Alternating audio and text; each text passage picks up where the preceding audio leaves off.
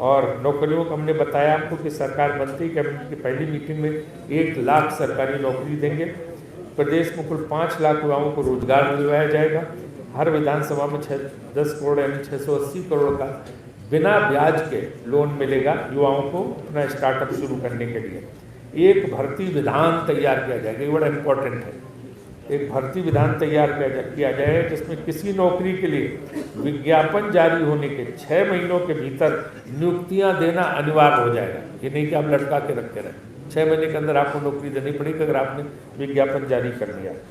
प्रदेश के निजी उद्योगों में 80% हिमाचल के युवाओं को रोजगार उपलब्ध करवाने की नीति को प्रभावी रूप से लागू किया जाएगा। 80% हिमाचल के लोगों को नौकरी मिलेगी। विभागों, निगमों, बोर्डों में तैनात आउटसोर्स कर्मचारियों के लिए अलग से नीति बनाई जाएगी। मनरेगा के तहत कार्य दिवस बढ़ाकर 150 दिन किए जाएंगे। वृद्धावस्था पेंशन में बढ़ोतरी की जाएगी। 75 वर्ष से अधिक उम्र के नागरिकों को विशेष सामाजिक सुरक्षा पेंशन दी जाएगी जो 75+ है। और इसके अलावा जो है सरकार के गठन के तुरंत बाद मंत्रिमंडल की पहली बैठक में OPS लागू किया जाएगा, पुरानी पेंशन व्यवस्था। और ये हमने राजस्थान, छत्तीसगढ़ में लागू कर दिया है। उसके वीडियो भी आप लोग देखना चाहें जिन जिन लोगों के खातों में पहुंच गया है राजस्थान और वहाँ पे, क्योंकि भाजपा बड़ी घबराई हुई है, कुछ झूठी घोषणाएं कर सकते हैं।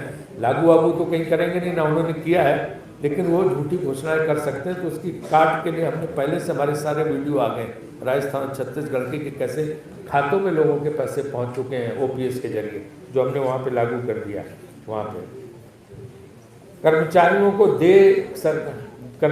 को दे एरियर्स का निश्चित समयावधि में भुगतान सुनिश्चित किया जाएगा। आउटसोर्स कर्मचारियों के लिए नई पारदर्शी नीति बनाई जाएगी।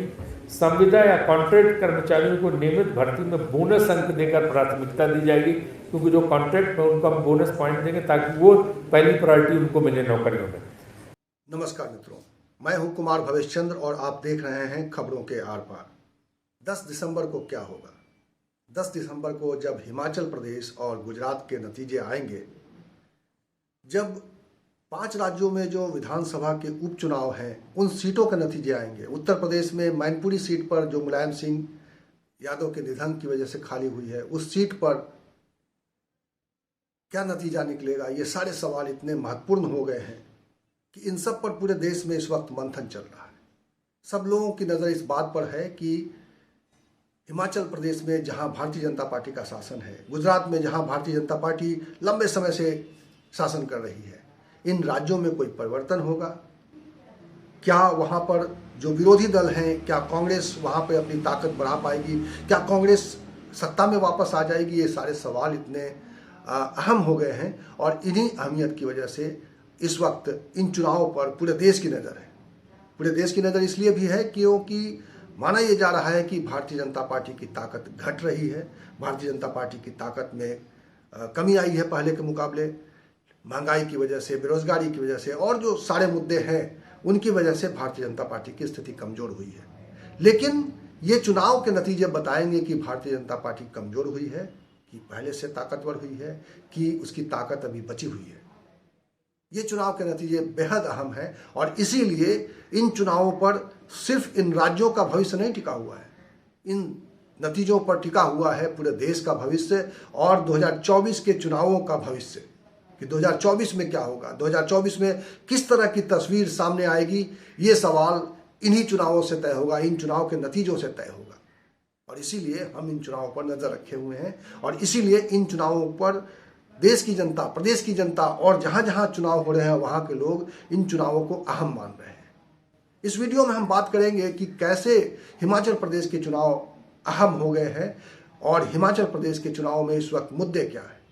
कांग्रेस ने आज घोषणा पत्र जारी कर दिया है और जिन सवालों को अब तक वो चुनावी मंचों से कहते रहे हैं उसको बाकायदा एक कागज़ के तौर पर उसको जनता के सामने रख दिया गया है।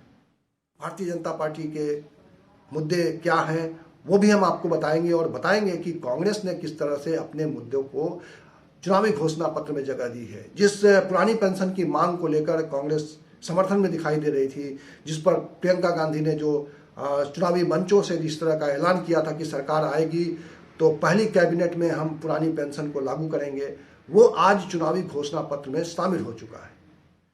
सबसे पहले तो मैं आपको ये बता दूं कि अभी 5 राज्यों में जो सीटें खाली हुई हैं अलग अलग कारणों से, उन सीटों पर भी उपचुनाव कराने का ऐलान आज निर्वाचन आयोग ने कर दिया है।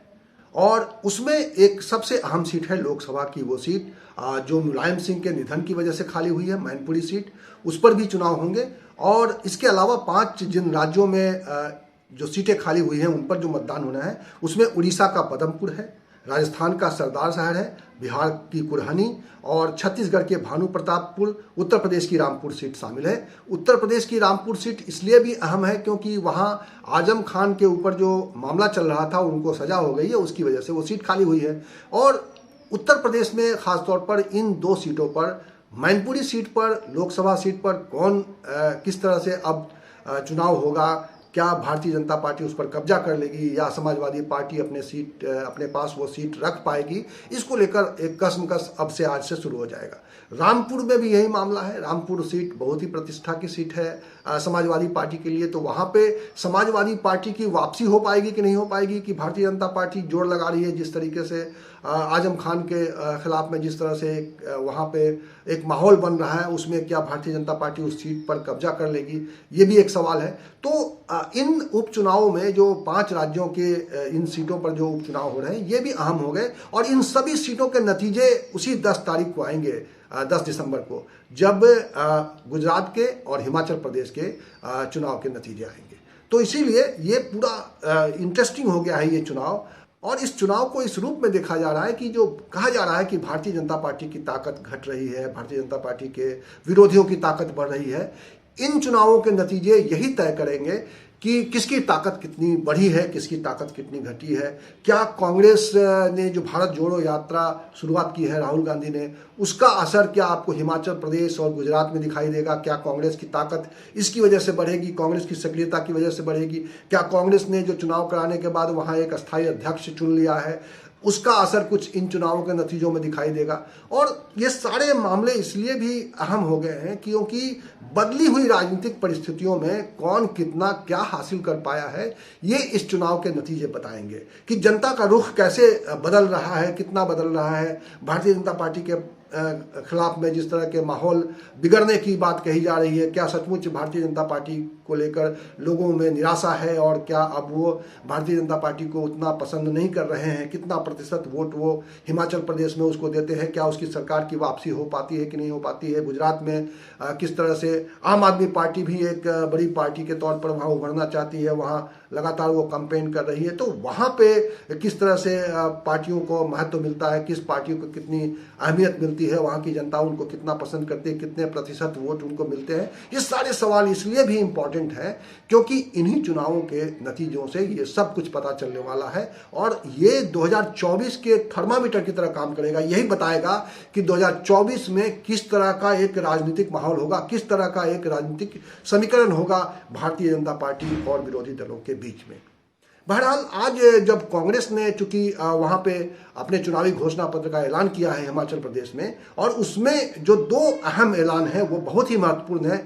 उन्होंने रोजगार को लेकर एक तो क्लियर किया है कि उसको रोजगार नौजवानों को देंगे, और इन सब में सबसे अहम ये है कि आज कांग्रेस ने जो हिमाचल प्रदेश में अपना चुनावी घोषणा पत्र जारी कर दिया है और उसमें बिल्कुल 2 बातों पर बहुत ही जोर है। पहली बात तो ये कि उसने एक फिक्स नौकरी की बात की है, क्योंकि उसने कहा है कि पहली कैबिनेट में, मंत्रिमंडल की पहली बैठक में 1 लाख सरकारी नौकरी देने का उन्होंने फैसला किया है। दूसरा, जो कर्मचारियों के पेंशन की मांग है, पुरानी पेंशन की मांग है, कर्मचारियों की एक बहुत बड़ी मांग, और हिमाचल प्रदेश में ये बहुत बड़ा मुद्दा इस वक्त बन चुका है, जिसको आम आदमी पार्टी ने भी अनाउंस किया है कि अगर उसकी सरकार बनती है तो वो भी पुरानी पेंशन की मांग को स्वीकार कर लेंगे। और कांग्रेस तो लगातार शुरुआत से कहती आ रही है कि पहली कैबिनेट में वो पुरानी पेंशन की मांग को मंजूरी देंगे। तो वो भी आज घोषणा पत्र में शामिल कर दिया गया है, और इसकी वजह से एक बड़ा माहौल जो है, जो कांग्रेस के पक्ष में बताया जा रहा था वहाँ पे, उसके बनने की संभावना है। क्योंकि हिमाचल का एक समीकरण ये भी कहता रहा है और ये बताता रहा है कि वो 5 साल में वहाँ के लोग सरकार बदल देते हैं, दूसरी बार सरकार कोई भी जो रहने वाली सरकार है वो दूसरी बार रिपीट नहीं कर पाती है। तो अब देखना यह है कि क्या वहाँ पे भारतीय जनता पार्टी जैसा उत्तर प्रदेश में हुआ कि लंबे समय के बाद एक बार भारतीय जनता पार्टी की सरकार रिपीट कर गई, वो हो पाता है कि नहीं हो पाता है, या कांग्रेस का गेम वहाँ कांग्रेस का दांव चल जाता है जो ये पुरानी पेंशन की मांग को, चूंकि उन्होंने अपने घोषणा पत्र में अहमियत दी है और इसकी वजह से उनके पक्ष में एक माहौल भी दिखाई दे रहा है कर्मचारियों में और लोगों में, खासतौर पर महंगाई को लेकर एक बहुत ही बड़ी बेचैनी है और लोग ये सोच रहे हैं कि कांग्रेस सत्ता में आ जाएगी तो महंगाई पर अंकुश लगेगा। तो ये आज जो घोषणा पत्र है कांग्रेस का, उसमें कुछ और जो महत्वपूर्ण पहलू हैं मैं उसकी चर्चा करना चाहता हूं। कांग्रेस ने जो कहा है कि कांग्रेस सरकार महंगाई से निपटने के लिए लोगों की जेबों में पैसा डालने का काम करेगी। पुरानी पेंशन तो लागू करेगी ही, महिलाओं को 1500 रुपये हर महीने और 300 यूनिट बिजली मुफ्त देकर लोगों की जेबों में पैसा डालने की कोशिश की जाएगी, ये कांग्रेस का वादा है। तो इस तरह से देखा जाए तो एक कांग्रेस ने अपने एजेंडे को क्लियर कर दिया है और किसानों के लिए भी, किसानों और बागवानों के लिए जो है उनको बागवानी आयोग एक बनेगा, उसमें उनको प्रतिनिधित्व दिया जाएगा, ये भी एक उन्होंने अनाउंसमेंट किया है। तो इस तरह के कई अनाउंसमेंट हैं कांग्रेस की ओर से। पशु चारा के लिए विशेष अनुदान मिलेगा, प्रति घर में 4 गायों तक की खरीद पर सब्सिडी दी जाएगी, यानी कि वहाँ पे पशुपालन को वो अहमियत देंगे, पशुपालन को बढ़ावा देंगे। ऐसा एक कांग्रेस ने रोड मैप लोगों के सामने रखा है इस घोषणा पत्र के जरिए। उसके अलावा नई पर्यटन नीति बनाकर गांवों में पर्यटन को बढ़ावा देने के लिए स्मार्ट विलेज परियोजना शुरू करेंगे, ऐसा एक उन्होंने कहा है। और टैक्सी सेवाओं को पर्यटन का अभिन्न अंग माना है और कहा है कि उसमें सुधार के लिए कुछ उपाय किए जाएंगे। तो कई तरह के ऐलान कांग्रेस ने किए हैं जो वहाँ के लोगों को पसंद आ सकते हैं और इसकी वजह से कांग्रेस के पक्ष में एक जो अभी से ही माहौल बन रहा है, क्योंकि वहाँ पे एक बदलने का रिवाज रहा है। तो अब देखना है कि क्या इसकी वजह से कांग्रेस अपनी ओर आकर्षित कर पाएगी।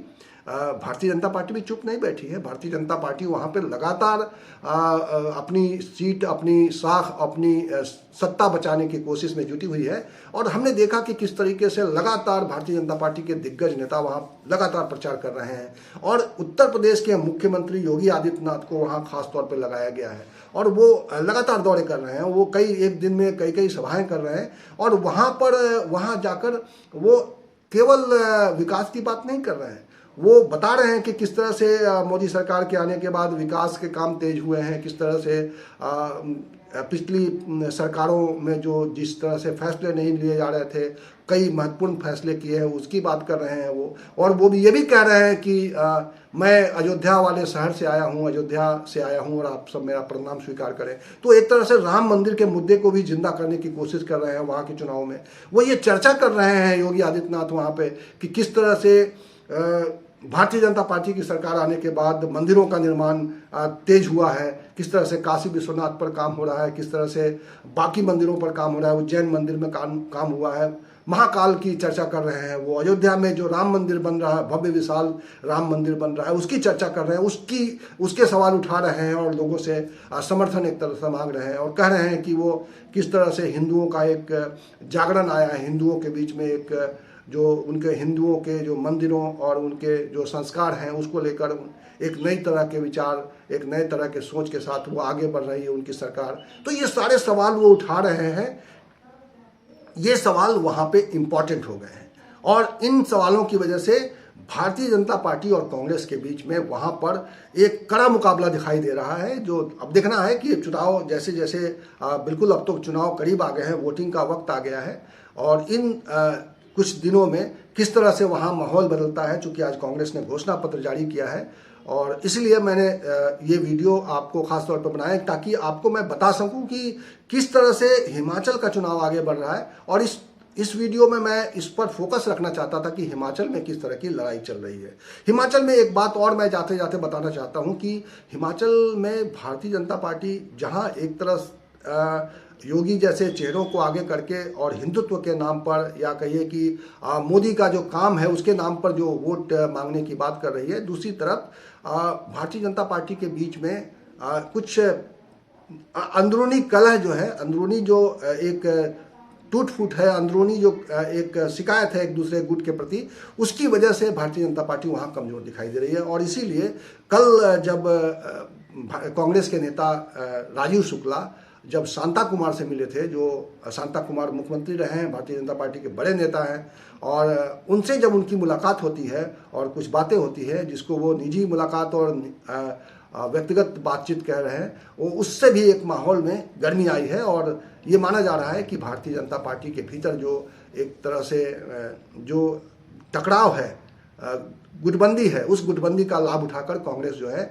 कुछ खेल करना चाहती है। अब देखना यह है कि जब चुनाव के नतीजे आते हैं, जब हिमाचल प्रदेश में बात आगे बढ़ती है, जब हिमाचल प्रदेश में जिस तरह से और मुद्दे सामने आते हैं, तो कैसे वहाँ की जनता क्या फैसला करती है। लेकिन ये तो बात है कि हिमाचल के चुनाव, गुजरात के चुनाव, ये सब अहम हो गए हैं।